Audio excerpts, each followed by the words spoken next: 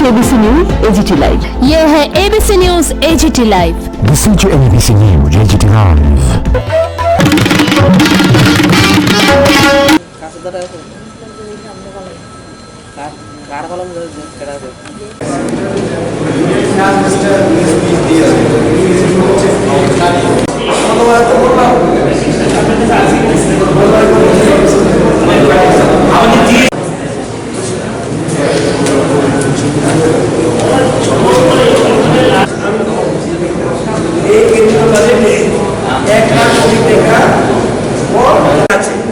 FRPM physical regulation and budget management এটার মধ্যেই থাকতে হবে। তো 4% পেনশন স্কিমে আগে ছিল 415 কোটি টাকা বরাদ্দ, এটা যদি ডাবল হয় তাহলে তো 645 কোটি টাকা রাখা হয়েছে, ডাবল হয় ওই যে সোশ্যাল আগামী বছর 13.28% और এই বছর সব সেক্টরে যেমন কাজ আর এতগুলি টাকা আমরা জন্য ক্যাপিটাল এক্সপেন্স 1000 কোটি টাকা। সুতরাং আমরা জিএসডিপি আমরা ভাবছি নেক্সট ইয়ারে আমাদের অ্যাসেসমেন্ট আমাদের 13.28 জিএসপিডি হবে, আমার গ্রোথ হবে আমাদের, কারণ ক্যাপিটাল এক্সপেন্স করলে তো গ্রোথ হয় না।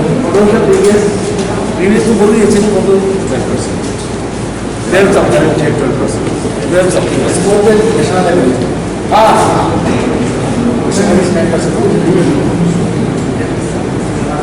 এটা একটা আপনাদের নোট করা দরকার যে এই সরকার 1.5-2 বছর কষ্ট ছিল প্যান্ডেমিকের কারণে, লকডাউন, ভ্যাকসিনেশনে আমরা রেকর্ড করেছি, প্যান্ডেমিকের সঙ্গে লড়েছি।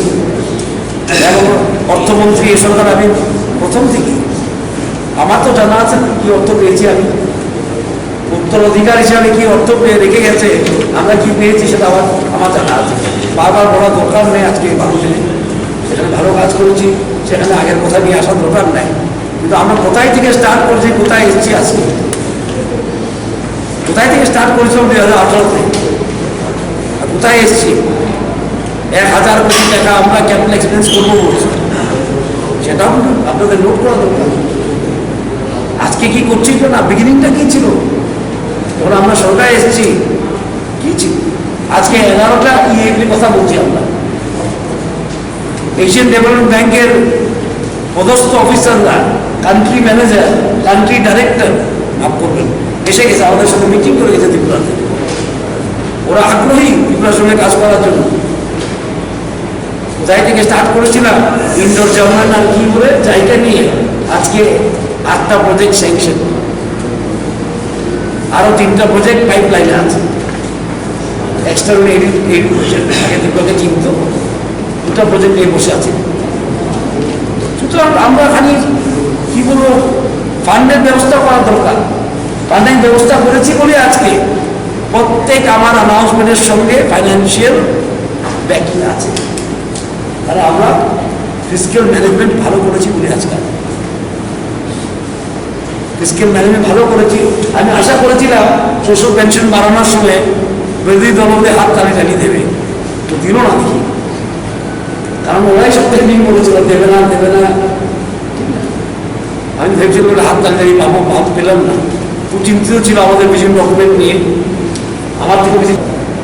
যাই হোক, ভালো কাজ, ভালো কাজই, এবং বাজারে টাকা যাবে, ক্যাপিটাল এক্সপেন্সেস হবে, সোশ্যাল পেনশন বাড়ছে, বিভিন্ন স্কিমে অ্যানিমাল হাজবেন্ডারি এআরডিপি স্কিমে যাচ্ছে, মৎস্য চাষে যাচ্ছে, পশুপালনে যাচ্ছে। বাজারে এত টাকা গেলে the market will be very vibrant. We are trying to create a very vibrant market. আর ত্রিপুরার জন্য উই লুক ফরওয়ার্ড, আগামী দিনে আরো ভালো হবে, আরো ভালো বাজেট করতে পারবো আমরা। কিন্তু আপনারা দেখবেন আর নিশ্চয়ই চিন্তা করবেন কোথায় থেকে শুরু করেছি। আজকে বসে আমি বলছি 645 crore দেবো সোশ্যাল পেনশন, এখানে বসে আজকে এই অর্থমন্ত্রী বলছে যে কি 1000 crores আমরা ইনফ্রাস্ট্রাকচারের জন্য স্পেন্ড করবো। সুবর্ণ জয়ন্তী নির্মাণ ফান্ড আমরা তৈরি করেছি। সব মানুষের সমর্থনে মানুষ আমাদের সঙ্গে আছে বলে করতে পেরেছি। আমরা সমাজকে নিয়ে কাজ করি আমরা, আপনারাও সঙ্গে দিয়েছেন বলে আজকে এই কাজগুলি হয়েছে। সকলকে ধন্যবাদ। কোনো প্রশ্ন থাকলে দেখুন, যা দিয়েছি এটা বলে ডিএর ব্যাপারে শুরু করবো, ঠিক না?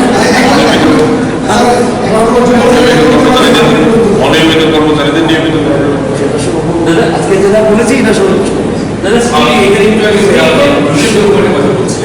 তো এই 2000 টাকা যে সামাজিক সুরক্ষা ভাতা এবং মহাত্মা নামে বিভিন্ন প্রস্তাব যেগুলো ছিল আর কি ছিল, তো এই বাজেটে নতুন কি কটা নতুন আপনাদের মানে প্রকল্প অথবা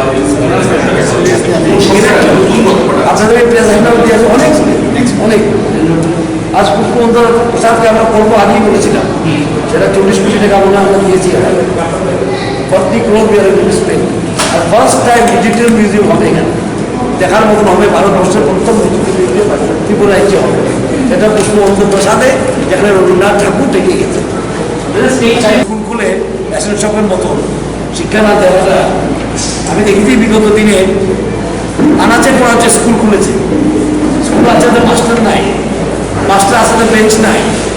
আমরা চাই এক্সেলেন্ট এডুকেশন, গুড এডুকেশন, যেমন আমার ছেলে মেয়েরা সারা ভারতবর্ষে এবং ভারতবর্ষের বাইরে কম্পিট করতে পারে। এই জন্য বিদ্যাজ্যোতি স্কুলগুলি খোলা হয়েছে। সেটাকে অনেক জনে বলেছে প্রাইভেটাইজেশন। আজকে মনে হয় বাজেট স্পিচে স্পষ্টীকরণ হয়ে গেছে, এরকম প্রাইভেটাইজেশন নয়।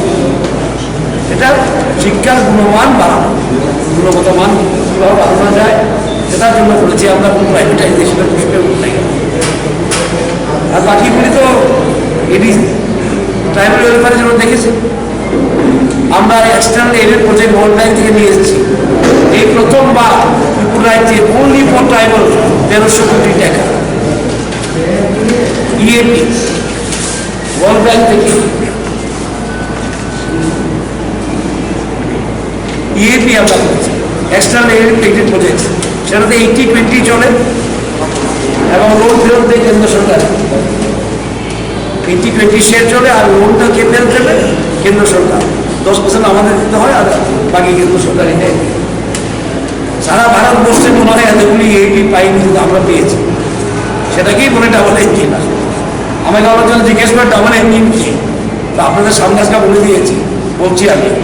আমাদের ইএপি 8টা স্যাংশন হয়ে গেছে এক্সটার্নাল এডেড প্রজেক্ট। আগে ছিল 2টা, ইন্ডো জার্মান আর জাইকা। আজকে আমরা 8টা ইএপি চলছে, আর 3টার অনুমতি চেয়ে পাচ্ছি। এতগুলি world bank, Asian development bank, বিভিন্ন সংস্থা থেকে, বাইরের সংস্থান থেকে ত্রিপুরায় যে ইনভেস্টমেন্ট কোনোদিনও আসে।